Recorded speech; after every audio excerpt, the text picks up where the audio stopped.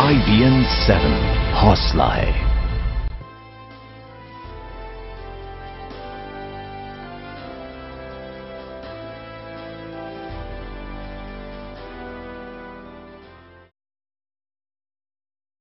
पूर्व प्रधानमंत्री अटल बिहारी वाजपेयी और महामना मदन मोहन मालवीय को भारत रत्न देने का ऐलान किया गया है।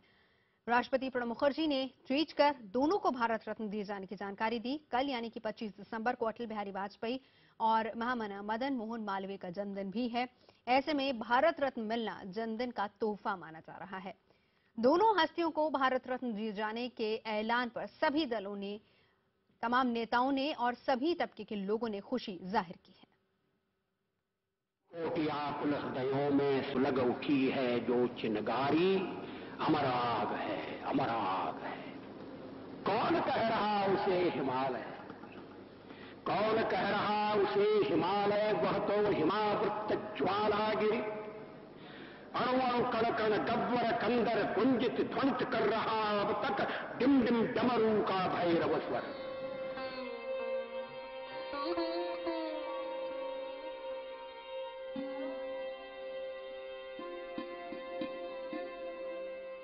ऊंचे पहाड़ पर पेड़ नहीं लगते, पौधे नहीं उगते, ना घास ही जमती है। जरूरी यह है कि ऊंचाई के साथ विस्तार भी हो, जिससे मनुष्य ठूंठ सा खड़ा न रहे, औरों से घुले मिले, किसी को साथ ले, किसी के संग चले। टूटे हुए सपने की सुने कौन किसकी, अंतर को चीर व्यथा पलकों। ऊंचाई के इसी विस्तार को आज पूरा देश सलाम कर रहा है। पूर्व प्रधानमंत्री अटल बिहारी वाजपेयी को देश का सर्वोच्च नागरिक सम्मान देने का ऐलान किया गया है। वाजपेयी के साथ महामना मदन मोहन मालवीय को भी मरणोपरांत भारत रत्न से सम्मानित किया जाएगा।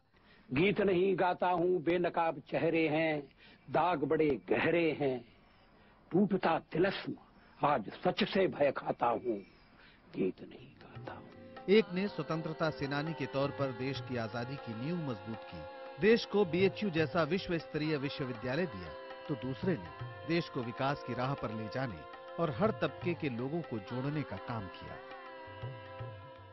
अगणित बलिदानों से अर्जित यह स्वतंत्रता, श्वेत शोणित से सिंचित यह स्वतंत्रता, त्याग तेज तप। धरती को बौनों की नहीं, ऊंचे कद के इंसानों की जरूरत है। इतने ऊंचे कि आसमान छू लें, नए नक्षत्रों में प्रतिभा के बीज बोलें। देश की राजनीति के दो दिग्गजों को भारत रत्न दिए जाने का सभी दलों ने खुलकर स्वागत किया है। किसी ने नम आंखों से खुशी जताई, तो किसी ने देर आए दुरुस्त आए कहकर संतोष जताया। मुझे खुशी है कि इस अवसर पर भारत सरकार ने उन्हें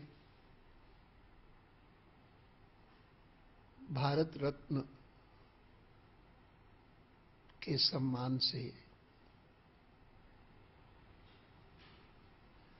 अलंकृत करने का निर्णय किया है। देखिए, दोनों को जो भारत रत्न दिया है बहुत विलंब से दिया गया। महामना पंडित मदन मोहन मालवीय को भारत रत्न दिए जाने की घोषणा के बाद उनके पौत्र ने मोदी सरकार को धन्यवाद दिया है। प्रसन्नता की बात है। मालवीय जी को भारत रत्न देना एक तरह से पूरे भारत का सम्मान है, क्योंकि मालवीय जी हमेशा अजात शत्रु की तरह पूरे राजनीति में रहे, पूरे समाज में रहे। उनका मतांतर भले कभी किसी से हुआ हो, लेकिन उनका विरोध कभी किसी से नहीं हुआ। देश की राजनीति में अहम जगह रखने वाले दो नेताओं को भारत रत्न दिए जाने पर प्रधानमंत्री नरेंद्र मोदी ने ट्वीट कर बधाई दी। पंडित मदन मोहन मालवीय जी हमेशा एक महान स्वतंत्रता सेनानी और विद्वान के तौर पर याद किए जाएंगे, जिन्होंने लोगों में जागरूकता की जोत जलाने का काम किया है। अटल जी भी हमेशा लोगों को राह दिखाने वाले प्रेरणा स्रोत और महान से भी महान शख्सियत रहे हैं। भारत के लिए उनका योगदान अमूल्य है। महामना मदन मोहन मालवीय का जन्म 25 दिसंबर 1861 को उत्तर प्रदेश के इलाहाबाद में हुआ था। वे 3 बार कांग्रेस के अध्यक्ष रहे। सत्यमेव जयते शब्द के प्रचार प्रसार में उनकी अहम भूमिका रही। 1916 में प्रतिष्ठित बनारस हिंदू विश्वविद्यालय की उन्होंने स्थापना की। पूर्व प्रधानमंत्री अटल बिहारी वाजपेयी का जन्म 25 दिसंबर 1924 को हुआ था। वाजपेयी 1977-78 में जनता पार्टी की सरकार में विदेश मंत्री रहे और आगे चलकर 3 बार प्रधानमंत्री का पद संभाला। बसंत से बहार झड़ गई, दूध में दरार पड़ गई। भारतीय राजनीति में वाजपेयी एक ऐसे शख्स हैं जिनकी तारीफ उनके विरोधी भी करते हैं। अटल जी की भाषण शैली, उनकी वाक्पटुता और विनम्रता का हर कोई कायल है। अटल जी की सोच उनकी लिखी इन पंक्तियों में साफ झलकती है। मेरे प्रभु, मुझे इतनी ऊंचाई कभी मत देना, गैरों को गले न लगा सकूं, इतनी रुखाई कभी मत देना। और इसी के साथ इतिहासकार रामचंद्र गुहा ने भी एक ट्वीट किया है। उन्होंने कहा है कि मालवीय को भारत रत्न दिए जाने का उन्होंने यहां पर विरोध किया है। ट्वीट करके उन्होंने लिखा है, वाजपेयी को भारत रत्न देना अच्छी बात है, लेकिन उन्हें ये सम्मान नहीं मिलना चाहिए जो कि दिवंगत हो चुके हैं। मालवीय को सम्मान देना भूल है। अगर मालवीय को सम्मान मिलता है तो टैगोर, फुले, तिलक, गोखले, विवेकानंद, अकबर, शिवाजी, गुरु नानक, कबीर, अशोक को भारत रत्न क्यों नहीं। मदन मोहन मालवीय को भारत रत्न देने के बारे में जितनी बार सोचता हूं तो मुझे लगता है कि ये संकीर्ण सोच का नतीजा है। प्रधानमंत्री ने कहा कि मालवीय को ये सम्मान शिक्षाविद और स्वतंत्रता सेनानी के तौर पर मिला है, लेकिन उनसे कई बड़े भारतीय जैसे कि गोखले, तिलक, कमला देवी, भगत सिंह जैसे लोगों ने भारत की आजादी की लड़ाई में मालवीय से बड़ी भूमिका निभाई थी। वहीं टैगोर उनसे बड़े शिक्षाविद थे, लेकिन इनमें से किसी ने प्रधानमंत्री के चुनाव क्षेत्र में काम नहीं किया है। और इसी मसले पर हमने इतिहासकार रामचंद्र गुहा से भी बात की। The news report I've read is of the simultaneous awarding of the Bharat Ratna to Mr. Vajpayee and Pandit Madan Mohan Malviya. So I'd like to comment on both together. As you said, awarding it to Vajpayee is appropriate, and it would be really nice if the UPA government had been generous and gracious enough to give him the Bharat Ratna during their tenure. But better late than never. On the other hand, I think it's absolutely unwise to give the Bharat Ratna to dead people, especially long dead people. Giving it to Madan Mohan Malviya opens up a whole can, a Pandora's box. If Malviya, why not Tagore? If Tagore, why not Phule? If Phule, why not Tilak? If Tilak, why not Vivekananda? If Vivekananda, why not Akbar? If Akbar, why not Shivaji? If Shivaji, why not Ashoka? So this is extremely unwise, and I hope the President, in his wisdom, advises the government that he grants his approval to Mr. Vajpayee, but tells them not to go down the route of posthumous awards. And so, Malviya ji, in my opinion, it's an extremely stupid idea to give it to him. तो चलिए चर्चा करने के लिए हमारे साथ मालवीय जी के पोते गिरिधर मालवीय जुड़ रहे हैं। साथ ही साथ भारत रत्न अटल बिहारी वाजपेयी के मीडिया सलाहकार अशोक टंडन हैं। आप दोनों का स्वागत है। सबसे पहले तो बधाई देना चाहेंगे आपको। टंडन साहब, पहले मैं आप ही के पास आऊंगी। लगता है कि थोड़ी देरी होगी क्योंकि बहुत लंबे समय से मांग उठ रही थी और इसको लेकर कहीं ना कहीं नाराजगी भी चल रही थी कि क्यों नहीं नाम का ऐलान होता। नहीं, देखिए, मैं समझता हूं कि देरी की जो बात कही जा रही है वो शायद इस संदर्भ में कही जा रही है कि यूपीए के 10 साल में उनको भारत रत्न क्यों नहीं दिया गया। लेकिन मेरा मानना है कि ये इस पर कोई बहुत राजनीतिक बहस नहीं होनी चाहिए। भारत रत्न देना किसी भी सरकार का अधिकार है और उसके लिए उन पर किसी प्रकार का दबाव भी नहीं डाला जाना चाहिए, ये भी मेरा मानना है। क्योंकि अटल बिहारी वाजपेयी कभी ये नहीं चाहते थे कि उनको भारत रत्न दिए जाने के लिए उनकी पार्टी या उनकी पार्टी के नेता किसी सरकार पर दबाव डालें।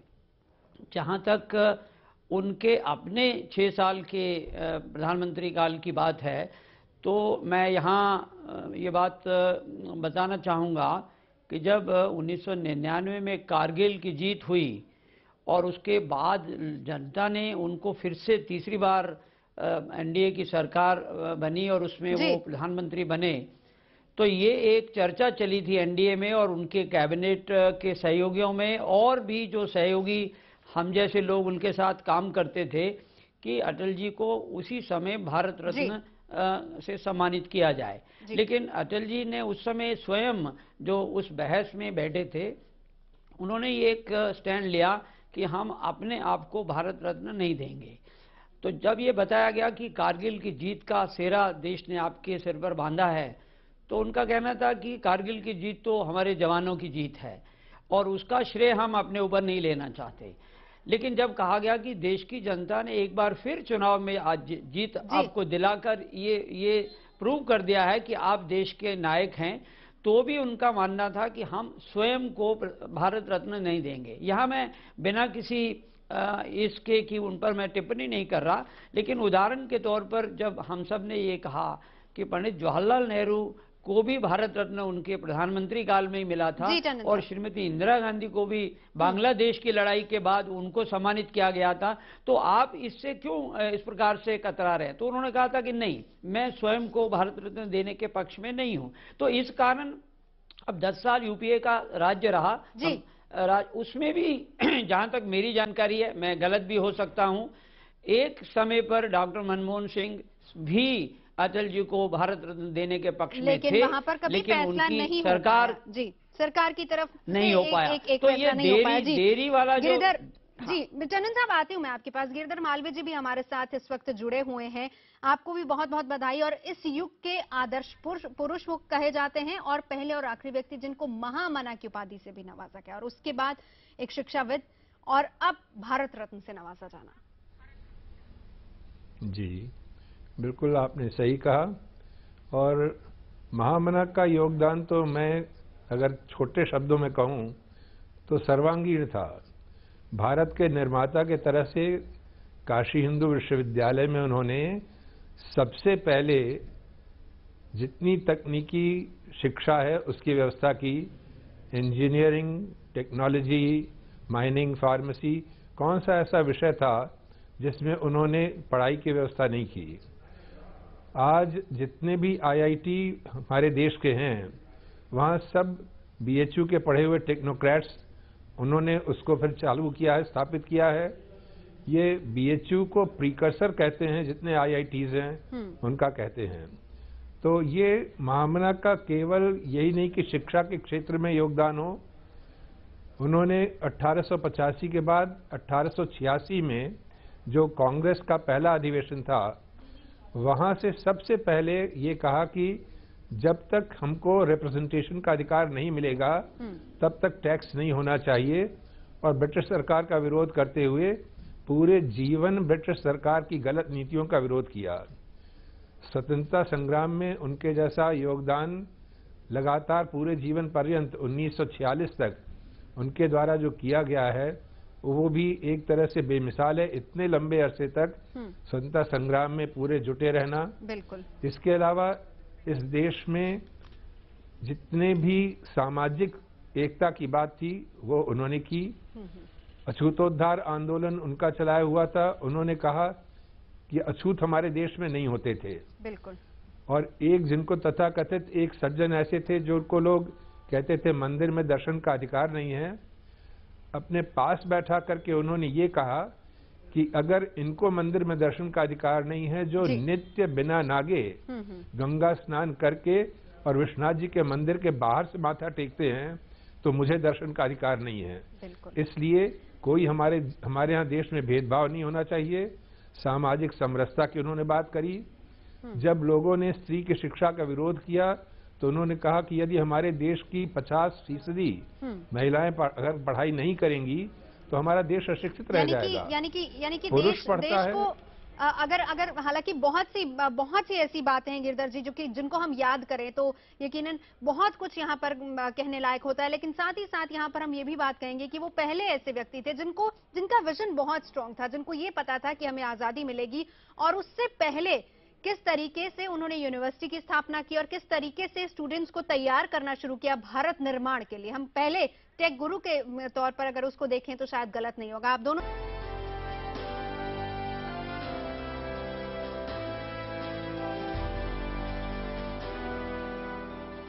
भारत रत्न महामना मदन मोहन मालवीय और अटल बिहारी वाजपेयी। हमारे साथ दो खास मेहमान अशोक टंडन साहब हैं जो कि वाजपेयी जी के साथ रहे, सलाहकार भी रहे, और इसके अलावा गिरधर मालवीय जी हमारे साथ जुड़े हुए हैं। अशोक जी, मैं आपके पास आना चाहूंगी। कुछ छोटी छोटी बातें अगर हम वाजपेयी साहब की याद करें, बहुत इंटरेस्टिंग। अगर हम उनकी जीवन शैली को देखें, उनके जीवन को देखें, तो कहीं पर भी तनाव नजर नहीं आता। मुश्किल से मुश्किल सिचुएशन को किस तरीके से मुस्कुराते हुए हैंडल करना है, शायद हम उनसे सीख सकते हैं। बिल्कुल ठीक कहा आपने। वो कभी भी किसी भी परिस्थिति में न तो विचलित हुए, न कभी वो तनाव उनके चेहरे पर आया, और बहुत सहज भाव से वो अपना पूरा राजनीतिक जीवन उन्होंने बिताया।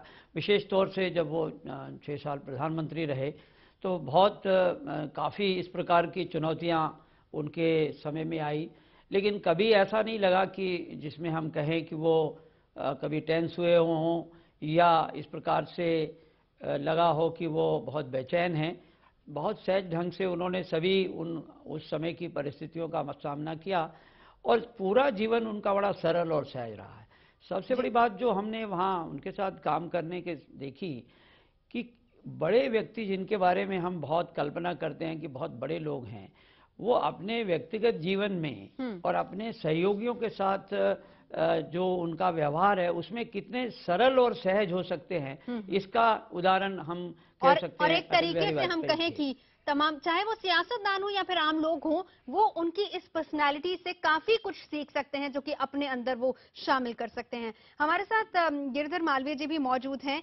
आजाद हिंदुस्तान की तस्वीर कैसी हो, कैसे आजाद हिंदुस्तान की तरक्की हो, एक डेवलप्ड कंट्री किस तरीके से बनाना है, इसकी नींव अगर कहीं से शुरू हुई तो वो वहीं से, उनकी सोच वहां तक थी, विजन बहुत बड़ा था। बिल्कुल ठीक है। वो हिंदू यूनिवर्सिटी के विद्यार्थियों से ये भी कहते थे कि तुम देशभक्ति और आत्मत्याग के द्वारा सम्मान के पात्र बनो, यानी देश के लिए आत्मत्याग करना। तो देशभक्ति उनके लिए सबसे बड़ा एक उद्देश्य था। राष्ट्र प्रेम कि राष्ट्र प्रेम होना चाहिए, देश के प्रति समर्पण होना चाहिए, और देश के भविष्य के लिए भी उनको हमेशा चिंता थी।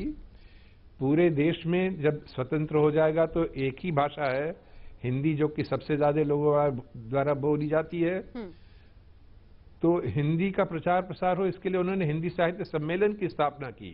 बिल्कुल, जिससे कि पूरे दक्षिण भारत में भी लोग हिंदी सीख सकें, और उसी का नतीजा ये था कि संविधान सभा ने तत्काल हिंदी को एक राष्ट्रभाषा की तरह से मान्यता दे दी थी। ये भी उनकी दूरदर्शिता थी। तो ये इस तरह से उन्होंने अनेक काम शिक्षा के, हम सिर्फ शिक्षा के क्षेत्र से शुरुआत अगर करें यहाँ पे, तो किस तरीके से जो शिक्षा है वो हमें हर क्षेत्र में तरक्की दिला सकती है, विजन कितना बड़ा था वो उनकी छवि में साफ नजर आता था। आप दोनों हमारे साथ जुड़े, इसके लिए बहुत बहुत शुक्रिया। वक्त की कमी है क्योंकि बातें बहुत सारी जो कि हम यहाँ पर कर सकते हैं, लेकिन वक्त अभी